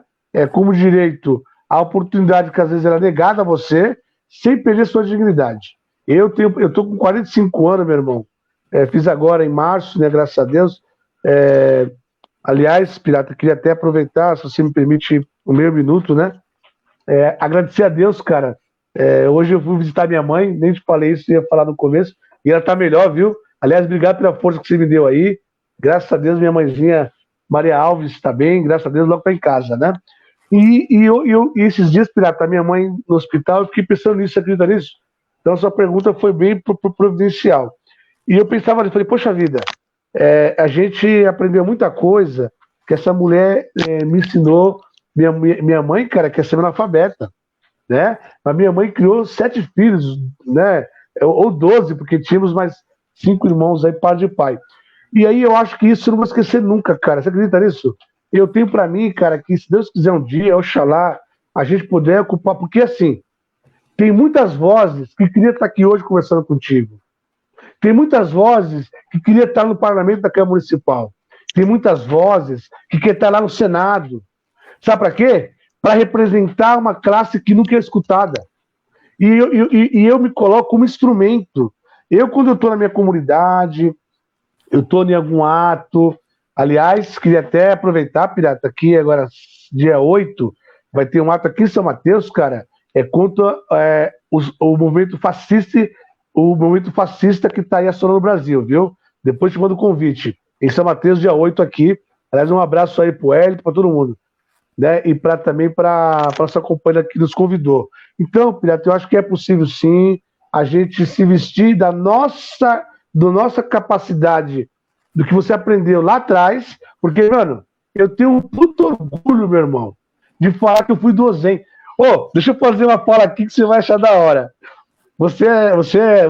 Ó, a minha esposa, a Sônia, ela tá me ouvindo, ela tá acompanhando, ela vai dar risada.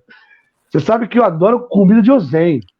Arroz, a grega, feijão, ovo cozido e salada, cara. Aí ela fala, Gídio, você parece criança do OZEM, que gosta de comer pra caramba e tal. E eu gosto dessas coisas. Eu não sou saudita, é porque eu valorizo o trabalho do CCA, do CEDESP, porque é importante. Tem muitas pessoas, meu irmão, que elas esquecem os valores porque ela mudou de patamar, não pode. Eu serei sempre de São Mateus, da Maré Curse, da comunidade. Se um dia você tiver no patamar e esquecer isso, tá errado. Tudo que meu pai me ensinou não pode ir pro ralo, né? Então, meu irmão, é um pouco isso, cara, e dizer que Não, eu calma acho que aí, é tem mais possível. uma aí.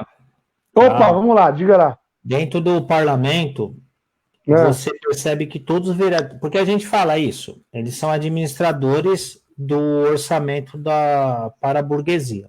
E aí, como se dá isso no cotidiano? Porque do trabalho muito difícil, a gente tem muita questão da teoria e tal, e esse trabalho de perceber a teoria na prática, porque a teoria, na verdade, é tecnicidade, é a sistematização da prática, você tem que perceber no cotidiano e aí você vai vendo. E aí uma das percepções que você tem, a maioria dos vereadores são da periferia, são pretos. Isso ninguém pode, ele pode não se reconhecer, mas são. Lógico, só que é igual hoje mesmo, eu tenho um tal de... Esqueci o nome do bendito. Bom, que aí eu não faço publicidade para ele. Mas é o Santos, representante do governo. E aí tem um debate na Câmara hoje, que o debate era justamente a privatização do ensino público, no qual era muito louco o debate desses caras. O cara diz assim para nós, que tem que pegar o dinheiro público, dar para as escolas privadas para fazer a gestão do orçamento público, mas a escola privada, eu tenho que pagar para estar na escola privada, porque agora eu tenho que pegar o meu dinheiro público e dar para a escola privada. E esse é o debate dele. E aí ele fala, eu sou da periferia, eu sei o que vocês estão sentindo. E aí é muito pesado, porque quem está falando é um cara preto. Ele pode não se reconhecer, mas é um cara preto que está dizendo. E aí você percebe que a maioria dos vereadores são pretos, são da periferia de verdade. Só que eles não... E aí outra coisa, todo mundo fala a palavra periferia, todo mundo fala a palavra cidade de Tiradentes, todo mundo fala a palavra preto, mas na execução do cotidiano não. E aí eu queria... eu só vou pegar o cara mais exótico para dar essa representatividade. Como você vê a atuação do Holiday on Ice na Câmara? Sendo que você é uma pessoa preta e ele está nesse espaço de poder que você acabou de falar. Eu vou te falar uma coisa. O vereador, acho que é pelo DEM que ele está lá, né? Acho que é isso, não, né? Ele está no Patriota agora. Mudou, né? Ele é que nem galinha, né? Muda de puleiro toda hora. Veja.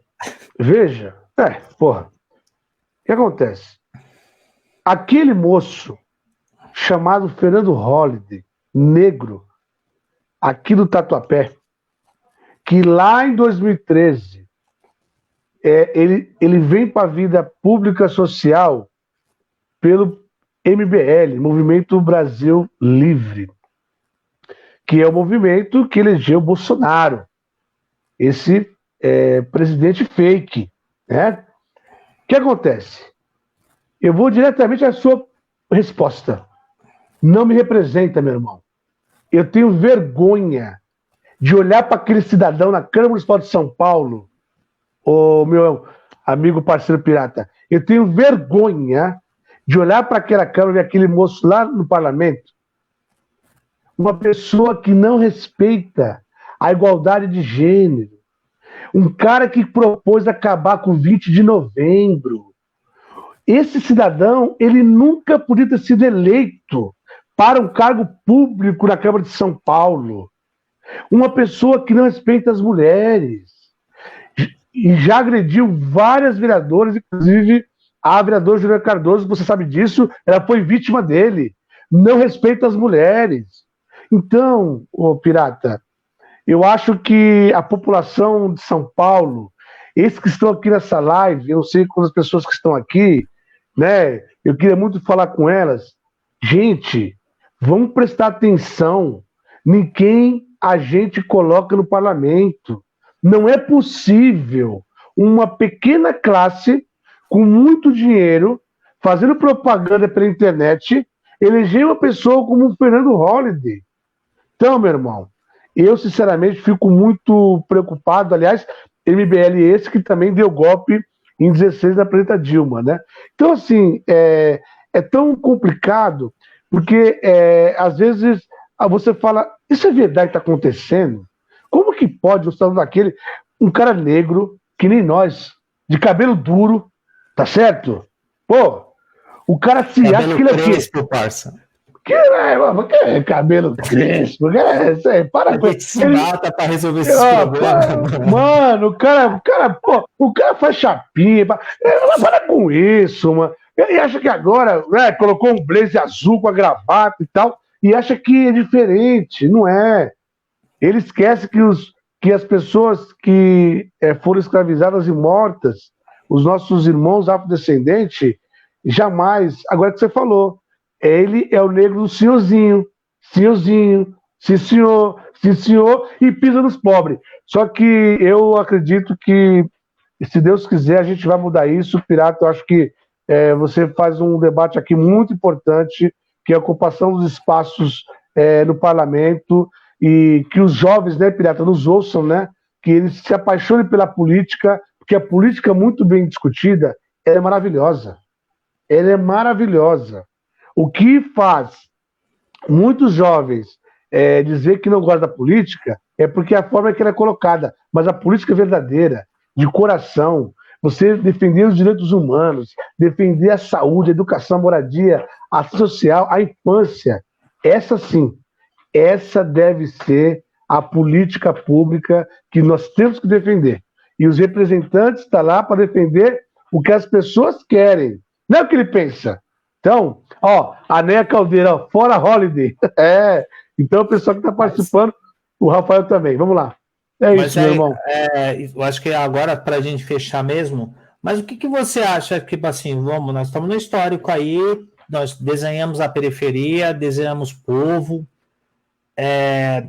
e a gente tem que se colocar a palavra povo, mesmo com o Estado me oferecendo uma educação precária, mas eu consegui entender o que significa coletivo, né? E aí, nos estudos do português do coletivo, povo é todos, somos nós, é uma totalidade. Sociedade são seres humanos juntos. Social são seres humanos, não existe outra fita.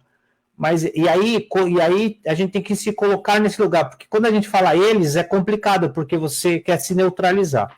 Nós, povo, que você acha que nós erramos? Como você vê a gente para o futuro? Que você acha que nós, povos, tem que resolver esse problema? Porque também não dá para ficar falando de 2013. 2013 não é uma conjuntura não é uma conjuntura só do país, hoje a história está mostrando que tem dinheiro americano, etc, etc. Mas o que você acha que o povo aqui daqui para frente, né? E como rever nós, povo, para ter essa política, nós, povo, sem ficar reverberando coisas que, se a gente ficar falando mantra, não vai resolver. Nós temos que estar nesse lugar. Não, sim. Olha, Piata, eu acho que daqui para frente, sem mais delongas, eu acho que é possível nós mudarmos isso na medida que cada um seja militante de qualquer seja movimento, seja da sua comunidade, da igreja, não importa. Cada pessoa... O Rafael Martins está aqui, meu parceiro, abraço, Rafael. Veja, cada pessoa que se vê nesse espaço, entender que ela é uma voz. E aí, Pirata, não tem como.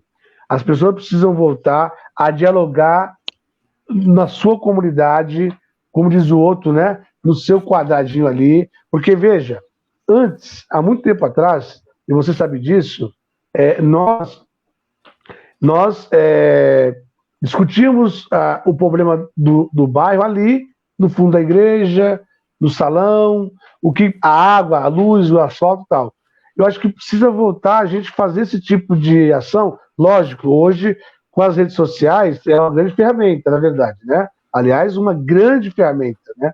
Que nós temos na mão. Mas eu acho que nós temos que voltar a dialogar com as pessoas assim, tete a tete.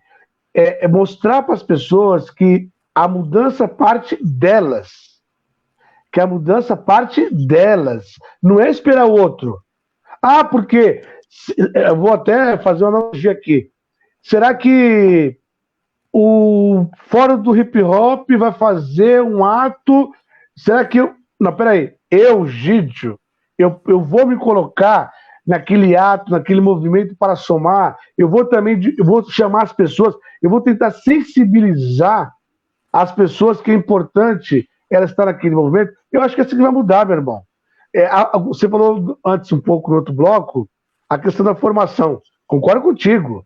Eu não estou falando formação de academia, não. É formação do dia a dia. É formação. Eu sair aqui na minha rua amanhã e ver uma molecadinha aqui sem fazer nada e encostar no respeito e falar: escuta, vamos bater um papo aqui sobre cultura, vamos bater um papo aqui sobre educação. Você abrir a comunidade para isso, né? Que hoje, infelizmente, né, Pirata, muitas comunidades não abrem, né? Para essa juventude ter um espaço de diálogo, dar oportunidade, entendeu? Então, assim, a gente não pode... Ó, Abrantes na área aí, ó. Obrigado, Abrantes, tamo junto, meu querido. Então, assim, eu acho que dessa forma, sem ficar chorando leite derramado lá de trás, nós podemos sim, se Deus quiser, e juntos, com o mesmo objetivo, a mesma pegada, a gente construir uma sociedade melhor para todos. E aí, tem que ouvir as massas, tem que escutar mais do que falar. Tem que ouvir as pessoas, os movimentos, quem que está na base. Aliás, as coisas elas começam a mudar pela base. Eu não acredito em mudança de cima para baixo. Eu acredito na mudança de baixo para cima. Aqui e agora. Aí sim, a gente tem a possibilidade, meu irmão, de mudar muita coisa e ter uma cidade melhor, um Brasil melhor e, se Deus quiser, uma geração futura muito melhor. Eu quero para meus filhos, para os meus netos e para gerações futuras, um Brasil melhor do que eu vivi lá atrás, com mais saúde, educação, moradia, esporte, lazer, e as pessoas verem felizes, cara, como tem que ser e como iguais. Isso que eu penso, entendeu? Perfeito. Já estamos terminando agora, só para... Eu acho que uma das coisas que está rolando, quando eu vi a primeira vez Florestan Fernandes falar da politização de base, quem tiver dúvida é só pegar o Roda Viva no YouTube e assistir. E aí Florestan Fernandes fala que ele estava no Partido dos Trabalhadores também, e ele fala sobre a politização de base, era a época do Fernando Henrique. Ele fala, as pessoas esqueceram a politização de base e foi para a politização via televisão, do marketing, etc. Hoje eu acho, nesse momento, que essas lives, mesmo com toda a doideira que existe, ter 50 milhões de live, mas eu acho que está acontecendo a politização de base. A gente acho que as pessoas não conseguem perceber como a gente nunca falou tanto. As pessoas que estão aqui hoje não estão assistindo Faustão, não estão assistindo novela. está assistindo a gente está falando de coisas críticas, complexas demais. E a gente precisa acordar para isso. Agora, não pode domesticar, porque um erro é se eu viesse aqui dialogar com você, estivesse domesticando você a partir de uma coisa, aí esse discurso, as pessoas não participariam. Nós temos que dialogar com as pessoas. Então, aqui eu estou tentando fazer um diálogo de rua, de muita suavidade. Nossa, legal. Com certeza. Agora, deixa eu só falar das pessoas que estão aqui, senão aí... fala aí. Você vai começar a falar assim, puta, mano, filha da... Né? Mas fala aí, vamos lá. Neia Caldeira, Rosicleide de Jesus Delmontes, Paloma Carvalho, que é sua filha, aí no Vale, né? Fã clube direto. Beatriz Santos, Fábio Rodrigues, você acabou de falar que você é cria dele. A Sônia Carvalho. A Sônia é a sua companheira? Minha esposa, sim. A Sônia Carvalho. Um beijo para ela aí, a Sônia. Valeu. Bastante. Renildo Pereira Torres. Rose Pereira, já falei. O Geraldo Brito, né? Geraldão. O Geraldo, eu preciso contar uma história aqui. O Geraldo, quando ele começa a entrar no Ford Hip Hop, a gente tinha bastante gente, aí ele chega lá todo comportado, um cara da hora. Aí ele fala assim, não, mano, tem policial bom. Quando ele falou isso, pensa, 50 pessoas olhou pra cara dele. Mano, você tá louco. Hoje é o cara radical, né? Hoje quer bater em todo mundo. Da hora. Eu gosto dele bastante. Legal. Ramon da Bonfim, Rosicleide, já falei, Paloma. Raimundo. Deixa eu ver aqui quem mais aqui. Beatriz dos Santos Carvalho. Bacana, minha sobrinha, cara. Você tem um fã muito grande, né? Tem uma. Miriam Brito Oliveira. Minha cunhada, Miriam, da hora. Obrigado. Selma Lisboa. Minha cunhada também. Tem gente pra caramba. A família é grande, cara, olha. Suzy Beliase. A Suzy do CCA Pingo da Alegria. Ô, Suzy, obrigado. Edneuza Santos. Rose também minha cunhada. A família inteira tá no bagulho. Da hora. E participaram bastante. Deixa eu ver se eu não... peço perdão se eu não falar o nome de alguém aqui. Peço muito perdão. Mas eu tentei sempre colocar as pessoas aí participando. Deixa eu ver se tem mais aqui. Segura a onda. As pessoas participaram bastante. Legal. Bianca, sua filha. Não, Bianca não. Bianca acho que é amiga da minha filha. Oi, Bianca. Obrigado pela presença aí, da hora. Rafael Martins. Opa, Rafael Tchê. Esse é meu parceiro do Fórum aqui da Criança. Dalmícia Pereira. Da Comunidade São Judas. Dalmícia, obrigado. Que bom, ótimo. Nossa. Quem mais? O Alexandre Abrantes. O grande Abrantes, nosso parceiro. Salve, tamo junto. Como as pessoas participaram bastante, não dá para ler tudo, mas eu tentei colocar tudo que as pessoas falaram. Obrigado, também. Cara. Pô, Agora, o que faltou, fala aí e vamos para os seus finalmente. Vamos encerrando, né? Pirata, primeiro, cara, queria agradecer muito. Desculpa também. Adriano Diogo também. Nossa, o Rildo. Ô, Rildo. Marcos. O Fabinho tá fazendo aí, o Fabinho é da hora. Meu sobrinho Otávio. Otávio. Legal. Vamos lá. Então, Pirata, primeiro queria, com muita humildade aqui, agradecer a você. Pessoal, o Pirata chama André, viu? O Pirata é o André. Já tô te dedurando aqui, ó. Mas Pirata, cara, sem palavra, muito, muito obrigado por essa oportunidade, de verdade. Pude aqui dialogar um pouco, pedir a Deus que se dê saúde para nós todos, que esse Covid-19 aí logo tenha uma vacina. E assim, cara, eu acho que eu aprendi uma coisa, Pirata, tudo que eu aprender que eu não consegui passar para o outro, não vale nada. Eu tenho que sempre passar para o outro. Então, eu espero ter contribuído aqui nessa nossa diálogo, esse bate-papo foi muito legal, né? Então, cara, muito obrigado, viva a periferia, viva a luta dos mais aguerridos, não os mais pobres, viva a luta dos mais aguerridos. Esse negócio de mais pobre eu não gosto, tem nada de mais pobre. Todo mundo a mesma pegada, mano, entendeu? E aí a gente tem que ressaltar isso. Um abraço para a tia Valtina, que não está aqui, minha madrinha, E é isso, tamo junto. E se você me permitir, eu queria só um refrão de um canto da Sebes, cara. Mano. Pode, por favor. Só um refrão. Faça o beatbox? Não. Você é demais, você é demais. Faz aí. Ah, cara, eu tava aqui pensando, na minha época da Pastoral Juventude, eu gostava muito de 2 refrões, né, cara? Uma música da Sebes, bem bacana. Então, eu vou cantar 2 trechinhos de 2, né? Vamos lá. A primeira é: irá chegar um novo dia, um novo sol na nova terra, um novo mar.